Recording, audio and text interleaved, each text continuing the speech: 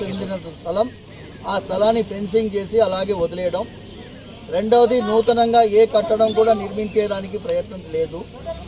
మూడవది, అక్కడ ఎటువంటి నమాజ్ కానీ ప్రార్థనలు కానీ చేయడానికి అవకాశం లేదు. ఇవి 3 నిర్ణయాలు తీసుకోవడం జరిగింది. కొన్ని రోజుల తర్వాత ఈ గ్రామ ప్రజలు, ఈ గ్రామంలో ఉండేటటువంటి మన ముస్లిం బంధువులు వాళ్ళని కూడా ఏకంగా కూర్చొని ఈ సమస్యకి సామరస్యమైన పరిష్కారాన్ని వెతికే ప్రయత్నం చేస్తాము అని ఒక నిర్ణయం తీసుకోవడం జరిగింది. ఇవాళకి ఈ విషయం సద్దుమణిగింది అని భావిస్తూ మీ అందరికీ కూడా ఈ విషయాన్ని తెలియజేయాలని పత్రికా ముఖంగా, మీడియా ముఖంగా మీ అందరికీ ఈ విషయం తెలియజేయాలని సర్వే జన సుఖినో భవంతు ఈ వీడియో రిలీజ్ చేయడం జరిగింది. సర్వే జన సుఖినో భవంతు, సమస్త సన్మంగళాని భవంతు. అందరూ భక్తులకి జై శ్రీరామ్.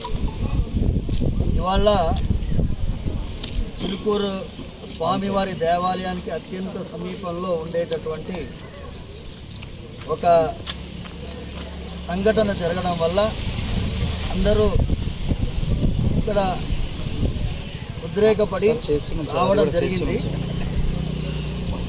ఈ వేరే మతానికి చెందిన ప్రార్థనా స్థలాన్ని ఏమీ కూడా కొత్తగా నిర్మించడానికి వీల్లేదని జాగ్రత్తగా మేము విజ్ఞాపించడం జరిగింది.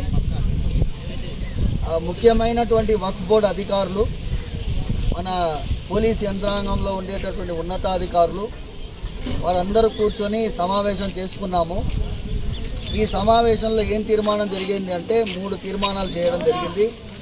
మొదటిది, అది 4 గుంటల స్థలం, వక్ఫ్ చెందిన స్థలం.